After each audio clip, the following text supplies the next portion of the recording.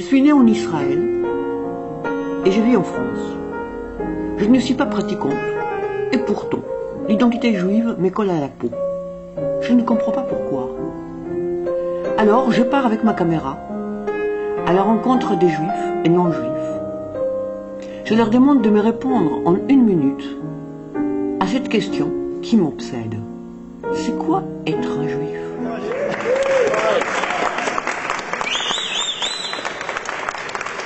Bonjour, vous me connaissez, hein? Oui, bah oui, on diffuse vos vidéos, je crois. Oui, c'est ça. Alors, c'est quoi être juif? Comment? C'est quoi être juif, alors? Bah c'est compliqué, visiblement. C'est compliqué parce que tout le monde n'a pas la même définition. Moi, il y a une définition qui me plaît, c'est un peuple de prêtres et d'élites et une avant-garde morale. Ça peut être une acception.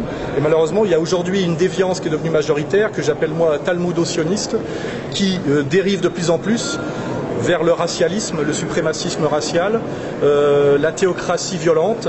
Et je crois que tout ça se vérifie à la fois par l'attitude de l'État israélien aujourd'hui, notamment par rapport aux Palestiniens, et récemment à Gaza, et aussi en France, par quelque chose de plus inquiétant encore directement pour nous, c'est la manière dont une partie des citoyens français qui sont français par le Concordat et par l'émancipation de 1791 se considèrent de plus en plus comme un peuple à part, un État dans l'État qui se définit racialement par le sang et qui aujourd'hui prétend mener un combat pour un État étranger qui est l'État d'Israël, qui je le rappelle est un État qui ne respecte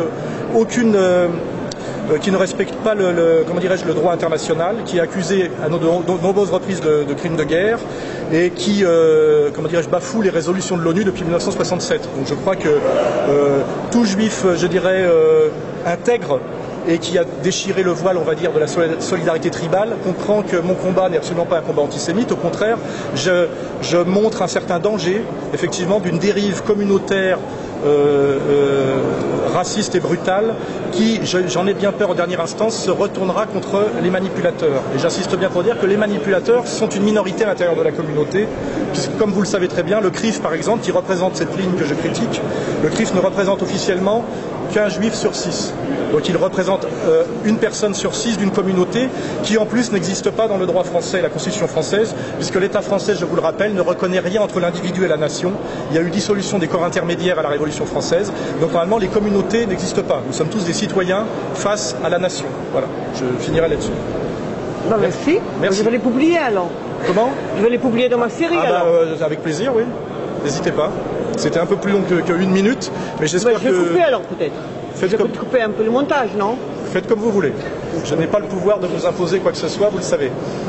Je compte juste sur votre honnêteté et votre intelligence. Voilà. Merci. Bon, je vais...